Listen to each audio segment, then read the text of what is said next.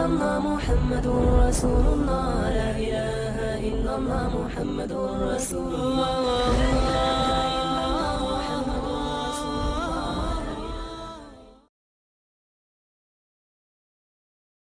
Assalamualaikum warahmatullahi wabarakatuh.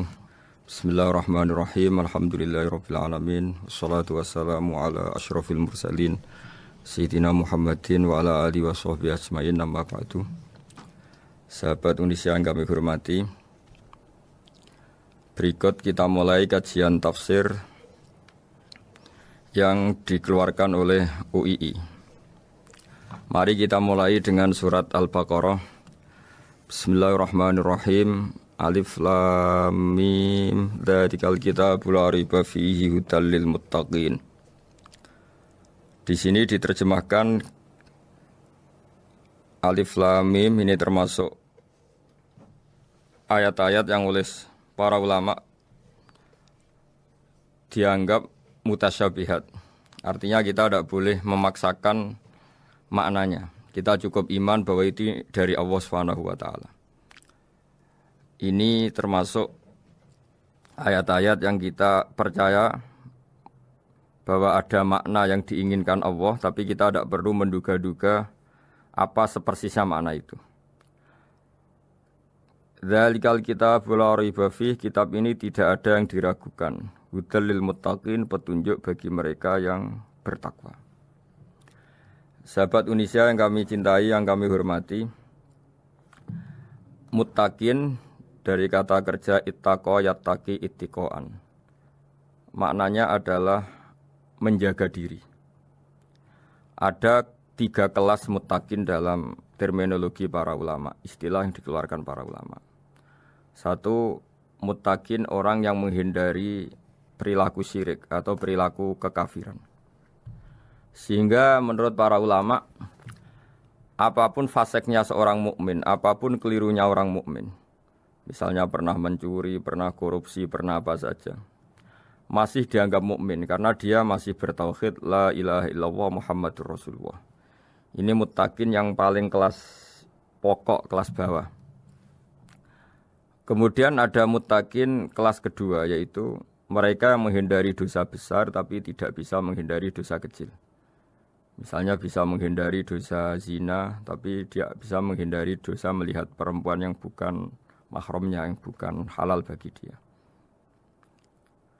Ketiga muttaqin paling ideal, yaitu menghindari dosa besar, juga menghindari dosa kecil, bahkan menghindari sesuatu yang tidak penting.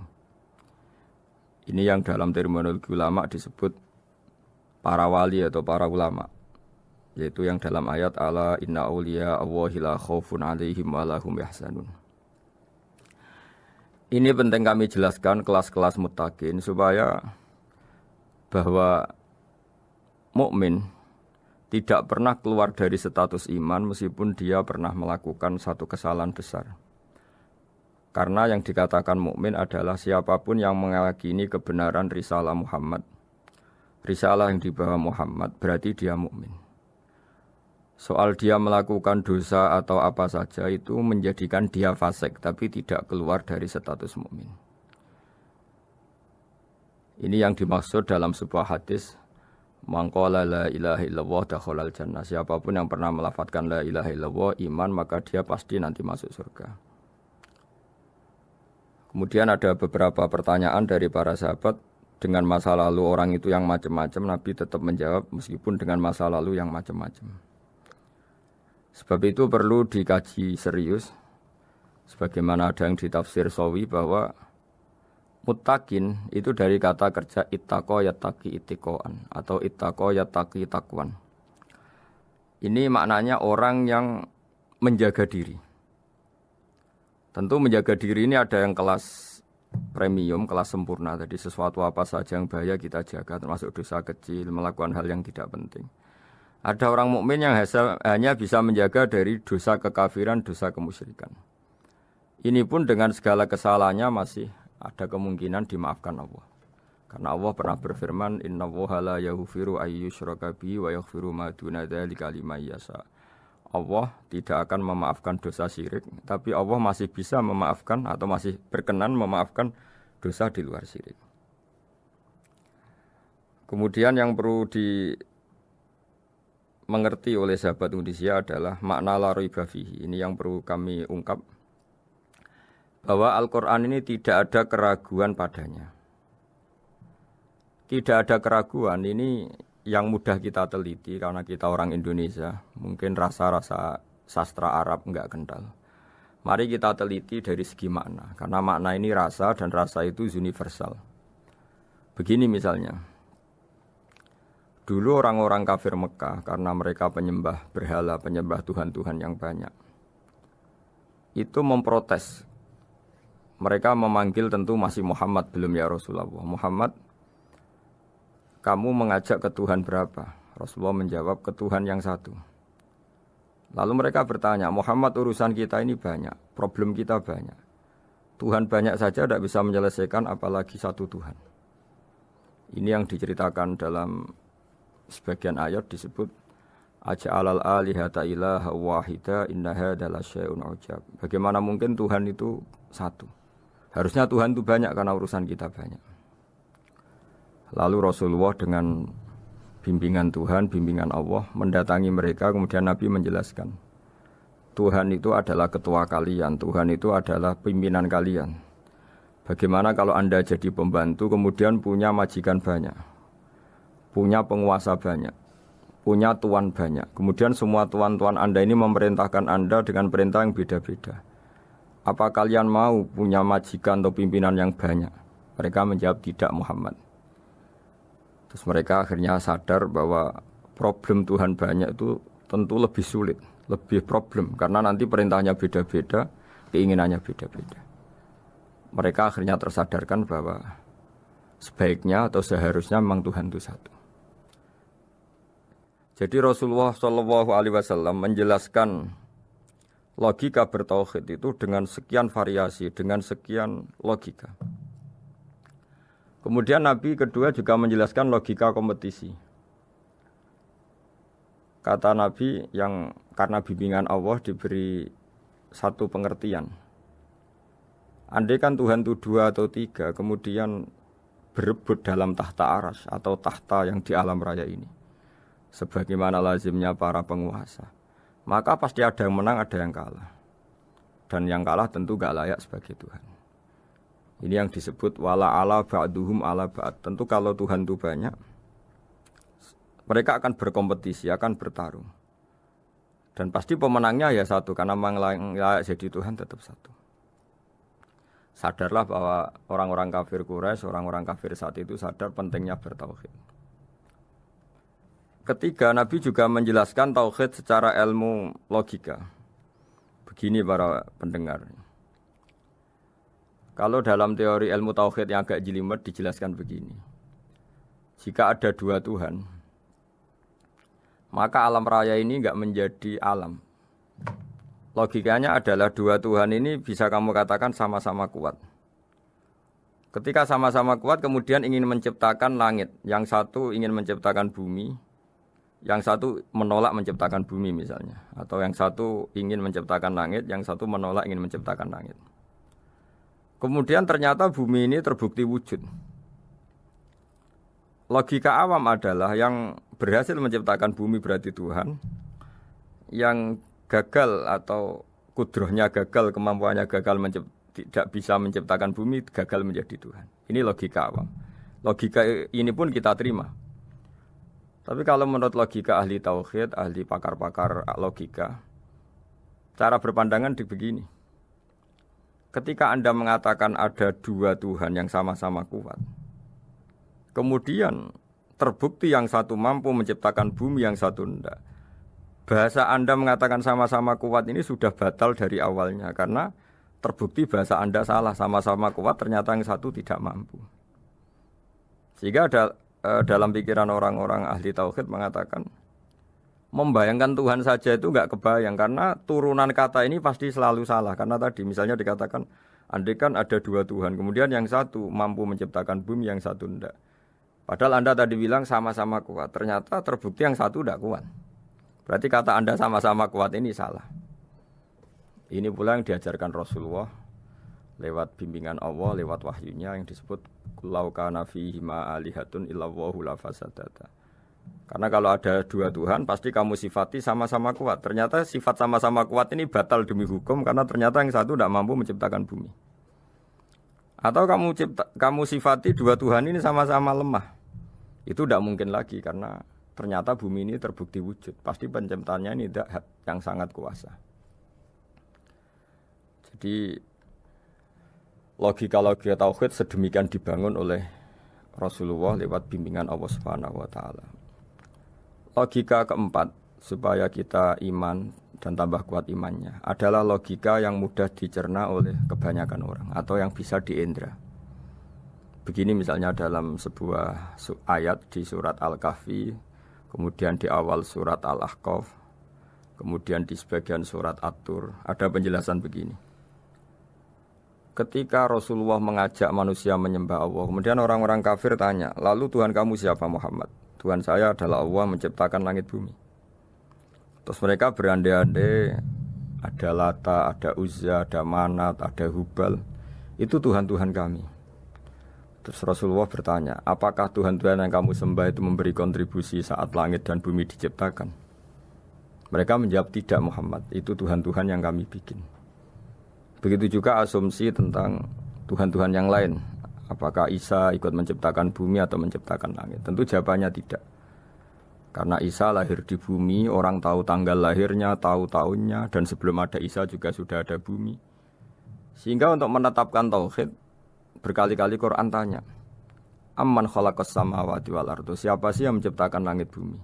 Siapa sih yang menurunkan air dari langit? Siapa yang mengatur ini, itu, ini, itu? Akhirnya mereka menjawab, itu semua Allah Muhammad. Begitu juga kemungkinan setan misalnya. Setan itu fisik atau makhluk atau apa saja yang tidak kita lihat. Kemudian setan itu lewat rayuannya, lewat tipu dayanya ingin disembah. Kata Allah menjelaskan ini, ma asyadtuhum khalqas samawati wal ardi wala khalqa anfusihim. Kamu tidak perlu takut sama setan atau apalagi menuhankan setan. Setan itu tidak yang punya reputasi menciptakan langit dan bumi. Bahkan setan tidak bisa menciptakan dirinya sendiri. Ini menjadi pengetahuan bagi kita. Betapa bagi pakar-pakar tauhid, ahli tauhid. Ketika setan nyatanya diusir dari surga, itu pun versi mereka. Versi mereka pun mengatakan seperti kita bahwa setan itu diusir dari surga dan ya keluar dari surga. Kalau setan itu Tuhan, tentu diusir gak mau. Karena di surga itu nikmat. Ketika setan diusir dari surga ya keluar. Dia juga jadi makhluk yang hina dina. Berarti dia tidak punya kekuasaan. Bahkan pada dirinya sendiri. Dipaksa keluar dari surga ya keluar. Dipaksa menjadi ahli neraka ya jadi ahli neraka. Dipaksa jadi apa saja juga dia akan jadi seperti yang dipaksakan. Ini menunjukkan bahwa setan adalah tahta kudratillah, tahta qahrillah, tahta satwatillah. Bahwa setan pun dalam kendali kekuasaan Allah. Makanya Allah mengatakan kamu tidak usah menyembah setan, tidak usah nurut sama setan. Setan itu lemah sekali. Karena faktanya dia tidak bisa memaksakan keinginannya. Ini yang oleh Allah disebut dalam firman-Nya inna kaidas syaitani kana dhaifa. Setan itu lemah sekali. Ini perlu saya sampaikan ke para pendengar Unisia bahwa bertauhid itu ada sekian logika. Logika kelima adalah logika orang awam. Awam sekali.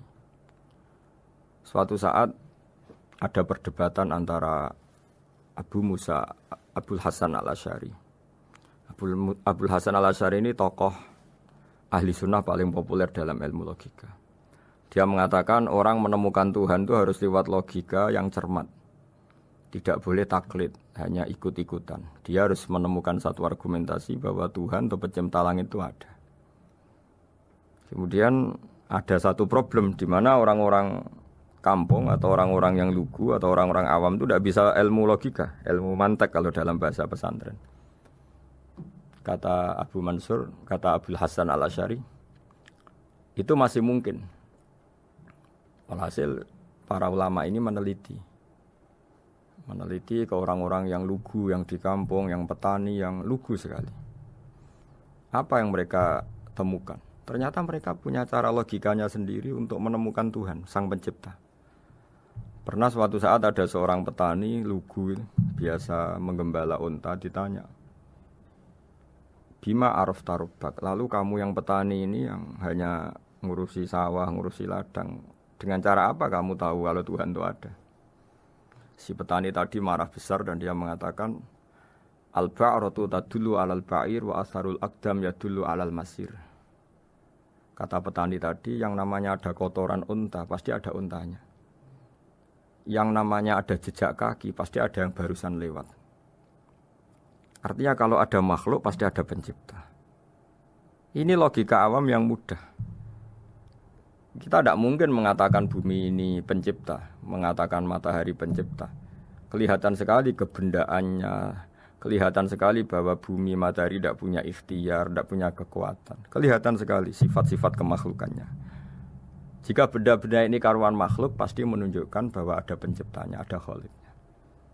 Dalam logika Bedui tadi, si Bedui tadi, kalau ada kotoran sapi, pasti ada sapinya. Meskipun sapinya sudah sekarang nggak terlihat, mungkin sudah jalan kemana. Sama, kalau ada jejak kaki, meskipun orang yang tadi lewat sudah kita nggak tahu, tapi kita pasti tahu, pasti ada yang lewat. Ini yang dimaksud dalam bahasa Arab, al-ba'ratu tadullu alal ba'ir, kalau ada kotoran sapi atau kotoran unta pasti ada untanya. Wa atharul aqdam yadullu alal masir, kalau ada jejak orang lewat pasti tadi ada orang lewat. Nah, semua metode ini digunakan semua oleh Rasulullah. Logika yang bagi intelektual, logika bagi kaum awam, logika bagi kaum menengah, ya tidak awam, tidak intelektual. Semuanya digunakan, semuanya jadi media untuk memastikan bahwa logika tauhid ini logika pilihan, logika yang benar-benar logika. Sehingga dalam banyak ayat disebut agama ini liqaum yaqilun, liqaum yatafakkarun, bagi kaum yang bisa berpikir, bagi kaum yang punya akal. Lalu kemudian kami teruskan alladzina yu'minuna bil ghaibi. Ini kata ghaibi bukan kayak dalam bahasa Indonesia misalnya setan atau hantu disebut barang gaib. Kata ghaibi dalam bahasa Arab adalah perbandingan atau lawan kata dari al-musyahad yang bisa disaksikan langsung lewat indera. Kita orang mukmin iman bahwa surga ada, padahal kita tidak pernah melihat surga. Kita mukmin iman bahwa neraka ada, padahal kita belum pernah melihat neraka. Ini sesuatu yang maghoba anil absor, yang mata kita tidak melihat, fisik kita tidak menyentuh. Kita pun iman. Asal sesuatu itu mansus ya, dikatakan secara eksplisit oleh Quran dan hadis. Kalau dalam bahasa usul fikih disebut al-mansus. Ciri mukmin diantaranya adalah yang paling pokok alladzina yu'minuna bil ghaibi. Iman dengan sesuatu yang enggak kelihatan. Lalu kemudian para ulama cara pandang beda-beda. Bedanya bukan karena mereka bertentangan enggak, tapi ini menurut kelas rasa yang berbeda-beda. Bagi orang-orang sufi ya, Allah itu tidak bisa dikatakan al-ghaib, sesuatu yang enggak kelihatan. Karena Allah itu begitu jelas, az-zahir. Kata orang sufi, Allah itu zahir. Begitu juga dalam Asmaul Husna disebut Allah itu az-zahir, begitu jelas. Karena orang yang akalnya mapan, hatinya mapan, melihat satu lemari yang bagus, pasti langsung mensifati bahwa pembuatnya adalah orang yang hebat. Orang yang melihat mobil mewah atau pesawat yang canggih, pasti kepikiran pertama adalah pasti pembuatnya canggih. Sehingga eksistensi pembuat pesawat itu adalah orang hebat, itu langsung tertanam ketika melihat pesawat itu hebat. Bagaimana mungkin seseorang ragu akan kehebatan pembuat pesawat ketika melihat detail-detail pesawat? Pasti langsung kepikiran kalau pembuatnya itu hebat. Memutuskan bahwa pembuat pesawat hebat itu tidak harus ketemu yang membuat, juga tidak harus melihat. Tapi akal kita pasti meyakini pembuatnya itu hebat. Berarti keputusan menyimpulkan bahwa pembuatnya hebat adalah az-zahir begitu jelas. Begitu juga langit dan bumi, matahari semuanya tertata rapi. Air dengan fungsi manfaat yang sebegitu hebat, oksigen, semua tanaman, buah-buahan. Meskipun kita tidak pernah melihat Tuhan, tapi akal kita, nurani kita pasti berkeyakinan dan tahu betul pasti pembuatnya itu zat yang super hebat, super bijaksana. Sehingga dalam kategori ini Allah tidak bisa dikatakan sesuatu yang enggak tersentuh, yang enggak terjangkau. Allah itu az-zahir begitu jelas. Sehingga di antara Asmaul Husna disebut az-zahir. Sebab itu saya menganjurkan atau saya punya saran bahwa alladzina yu'minuna bil ghaibi itu contoh paling mudah itu kayak surga, kayak neraka.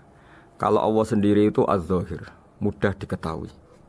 Karena tadi orang yang melihat pesawat canggih pasti saat itu juga berkeyakinan dan itu pasti benar, pasti pembuatnya juga canggih. Nah, di sini disebut alam raya ini ayat, semuanya itu bukti kekuasaan Allah. Dalam syair-syair orang sufi masyhur sekali itu wa fi kulli syai'in lahu ayatun yadullu ala annahul wahidu. Setiap sesuatu kejadian di alam raya adalah bukti keesaan Allah, bukti eksistensi Allah Subhanahu wa taala.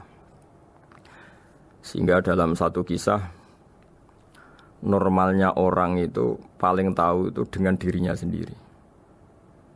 Karena dia adalah dia. Tapi kalau Imam Sibawai seorang pakar nahwu mengatakan a'raful ma'arif Allah. Di alam raya ini yang paling mudah dikenali itu ya Allah, pencipta. Karena andai kan kita sendirian di hutan, kemudian kita mulai punya akal, kita mungkin tidak tahu diri kita ini siapa. Tapi setidaknya kita langsung menyimpulkan bahwa kita tidak bisa menciptakan diri kita sendiri. Ketika kita berkesimpulan tidak bisa menciptakan diri kita sendiri, pasti kita terus berkesimpulan ada di luar kita yang menciptakan kita. Nah, sebab itu kenapa sifat mencipta ini yang pertama kali dikenalkan oleh Allah kepada nabinya untuk dikenalkan kepada umatnya. Yaitu disebut Iqra bismi rabbikal ladzi khalaq. Muhammad, bacalah dengan nama Tuhanmu. Sifat Tuhan yang paling mudah dikenali oleh siapapun adalah sifat pencipta. Karena ketika seseorang yakin dia lahir sudah ada bumi, dia lahir sudah ada langit, dia pasti akan tahu bahwa dia ada penciptanya. Sehingga paling mudah mensifati Allah atau mensifati Tuhan adalah bismi rabbikal ladzi khalaq. Terus kemudian di antara ciri orang baik adalah wa yuqimunas shalat. Kemudian beriman kepada yang gaib, menegakkan salat. Kata menegakkan adalah dari kata menjaga aturan-aturan atau sesuai aturan-aturan salat. Kita tahu dalam salat ini ada beberapa syarat yang harus dipenuhi. Misalnya harus wudu, harus suci di tempat yang suci. Terus ada syarat-syarat dalam internal salat, dia harus baca Fatihah, harus tumakninah, macam-macam. Itu eksistensi definisi salat. Kemudian kata berdiri juga diartikan para ulama, eksistensi sholat harus diketahui secara publik, secara sosial. Karena sesuatu itu punya eksistensi kalau jadi konsensus atau diakui oleh publik. Di sini agama mewajibkan sholat jamaah. Kata banyak ulama, jamaah itu fardu kifayah, bahkan ada yang mengatakan fardu ain. Harus dijalankan orang banyak secara massal dan harus di tempat yang terbuka. Sehingga kata para ahli fikih, andaikan ada orang jamaah di dalam rumah tidak diketahui oleh banyak orang, belum mencukupi atau belum menggugurkan kewajiban jamaah. Sehingga eksistensi sholat harus diketahui secara publik. Sehingga dulu Rasulullah itu kalau sholat ya di masjid dan masjidnya terbuka. Sampai sekarang kita pun menyaksikan semua umat Islam kalau sholat di masjid yang terbuka. Sehingga dunia non-muslim pun tahu bahwa dalam Islam ada ritual, ada ibadah yang bernama sholat.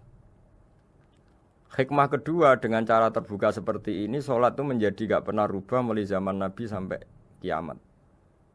Dengan tradisi jamaah berarti kaifiyah atau cara sholat ini permanen. Bapak kita sholat ya seperti itu, imam seperti itu, anak cucu kita akan meniru kita ya seperti itu. Sehingga gak ada varian-varian yang hanya berdasar subjektivitas musolli yang sholat.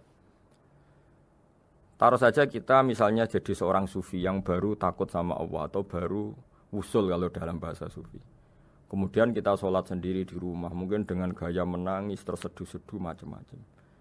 Ini tentu tidak baik sebagai standar sholat. Begitu juga ada anak atau pedagang yang kesusu atau tergesa-gesa, kemudian sholat hanya sekian, 2 menit, 1 menit. Ini juga agak baik. Meskipun itu boleh dilakukan individu-individu. Tapi kalau dalam sholat jamaah, orang harus manut imam, dan ada standarnya, misalnya tumakninah itu biqadri subhanallah, jadi ada ukurannya. Ini penting saya utarakan bahwa hikmah jamaah itu bukan sekedar dapat pahala 27 kalau sendiri, dapat pahala 1 itu enggak. Tapi ini menjaga eksistensi sholat supaya ya seperti ini terus sampai kiamat. Sehingga orang Indonesia atau orang Afrika, orang mana saja, itu ketika haji atau ketika saling berkunjung di negara lain, itu nggak akan kaget dengan cara-cara sholatnya, karena seluruh dunia kefiahnya caranya sama. Ini semua barokah dari jamaah. Maka Rasulullah itu nggak banyak ngendikan tentang caranya sholat, beliau hanya ngendikan shollu kama ra'aitumuni usolli. Sudahlah kamu pokoknya makmum saya, nanti caranya kamu sholat sama seperti saya seperti ini. Sehingga kata menegakkan sholat adalah bisa kita tegakkan kalau kita aparat negara ya bikin-bikin aturan supaya eksistensi sholat gak terganggu. Kalau kita seorang kultural juga mensuasanakan sholat dan supaya kefiahnya atau caranya sholat ini benar kita tradisikan jamaah. Sehingga anak kecil ngikuti yang besar, yang bodoh ngikuti yang pinter dengan satu cara. Itu barokahnya jamaah. Sehingga wa yuqimuna sholat itu sholat kita dirikan baik secara personal dengan cara-cara tumak nina, kita suci di tempat yang suci, maupun kita tegakkan, kita maklumatkan, kita jadikan konsensus bahwa sholat ya seperti ini. Sehingga ada khayal-khayal lagi dalam Islam. Misalnya nyuwun sewu ada aliran yang mengatakan ya kalau Tuhan itu kan enggak bebas arah, bebas tempat. Terus dulu pernah ada orang sesat sholat sampai 4 rakaat 4 arah, alasannya Tuhan itu tanpa arah. Enggak akan terjadi seperti itu. Karena ijma'nya umat Islam, konsensus umat Islam akan menolak faham yang seperti itu. Jadi saya mohon sekali ini pentingnya jamaah. Dengan jamaah maka caranya sholat, cara meyakini madhab kiblat dan sebagainya terjaga ila yaumil qiyamah sampai hari kiamat. Terus sifatnya orang mukmin lagi wa mimma razaqnahum yunfikun dan menafkahkan sebagian rezeki yang kami berikan. Ya ini termasuk zakat, sedekah. Jadi ada sebuah riwayat mengatakan inna fil mali haqqon. Harta itu ada haknya yaitu zakat. Tapi ada juga saran inna fil mali haqqon siwa zakat. Di luar keharusan zakat juga ada hak-hak kita untuk memberikan sebagian rezeki kita. Taruh saja misalnya saya punya uang 10 juta. Secara nisab zakat belum sampai 1 nisab. Karena 1 nisab itu sama dengan nilai 84 gram emas. Itu kalau diuangkan, kalau 500 ribu ya sekitar 42 juta. Tapi kita sebelum punya 1 nisab pun tetap ada keharusan mengeluarkan sebagian. Yaitu tentu dalam fikih kita wajib mengeluarkan uang untuk anak kita, untuk istri kita. Itu yang wajib-wajib. Kemudian ada sosial, kita nyumbang masjid, nyumbang yatim piatu macam-macam. Sehingga kata para ulama ciri utama mukmin diantaranya adalah melakukan zakat, baik zakat yang fardu maupun zakat yang sunat. Karena kata zakat itu dimaknai fardu sebetulnya definisi para ahli fikih untuk membedakan zakat yang wajib dengan sedekah. Tapi sebetulnya zaman dulu enggak ada seperti itu. Zakat itu maknanya bersihkan harta. Sedekah dari kata sedekah bukti benarnya iman. Jadi sedekah dari kata dari kosakata sedekah yasduqu sidqan, sesuatu yang membuktikan kita loyal itu disebut sedekah. Kita nikah, mas kawin di bahasa Arab kan sedekah dari kata sedekah juga.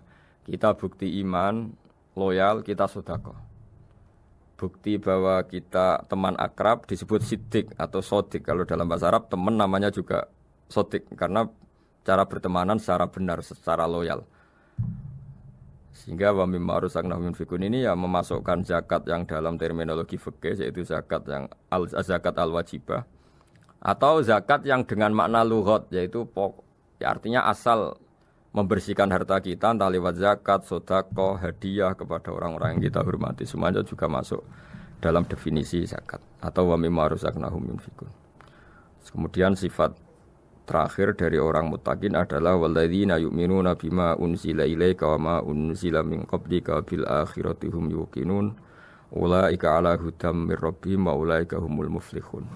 Di sini diterjemah mereka yang beriman kepada kitab yang kami turunkan kepadamu dan yang diturunkan sebelum kamu.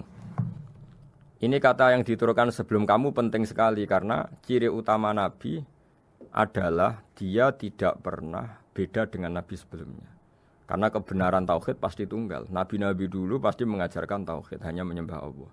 Enggak mungkin nabi berikutnya kemudian bikin ajaran baru dalam tauhid.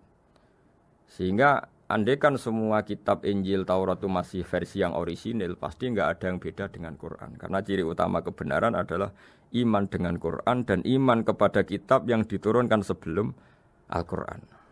Wabil akhirati hum yuqinun, mereka juga yakin akan datangnya hari akhir. Yaitu bisa disebut yaumul ba'ats. Terus ketika semua kriteria itu terpenuhi, baru ulaika ala hudam mir rabbihim wa ulaika humul muflihun. Mereka itulah yang berada pada petunjuk Allah dan merekalah orang-orang yang berbahagia. Para pendengar sahabat Indonesia, semoga kajian ini bermanfaat. Dan ini mulai ayat 1 sampai 5 dalam surat Al-Baqarah, yaitu surat yang dalam tartibnya mushaf nomor 2 setelah Fatihah.